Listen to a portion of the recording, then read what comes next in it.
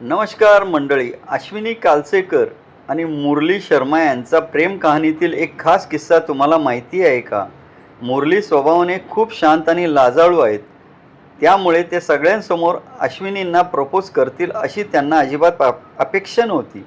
1.5 महिन्यानंतर दोघांची विमानतळावर भेट झाली. अश्विनींनी मुरलींना हाय म्हटलं आणि त्यानंतर मुरलींनी मागे लपवलेलं पहिलं ब्लॅक कार्ड बाहेर काढलं. त्यावर लिहिलं होतं आय मिस यू. यानंतर दुसऱ्या कार्डवर होतं मला तुझ्याबरोबर म्हातारं व्हायचं आहे आणि तिसऱ्या कार्डवर लिहिलं होतं आय लव्ह यू. विमानतळावर सगळ्यांसमोर मुरलींच्या या रोमॅन्टिक अंदाजाने अश्विनी भरावून गेल्या.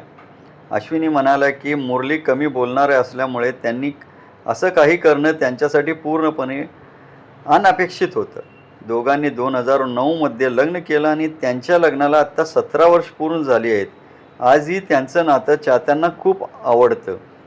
तसेच असाच मनोरंजन क्षेत्रातील ताज्या बातम्यांसाठी व्हिडिओला लाईक, शेअर आणि चॅनलला सबस्क्राईब करायला विसरू नका. धन्यवाद.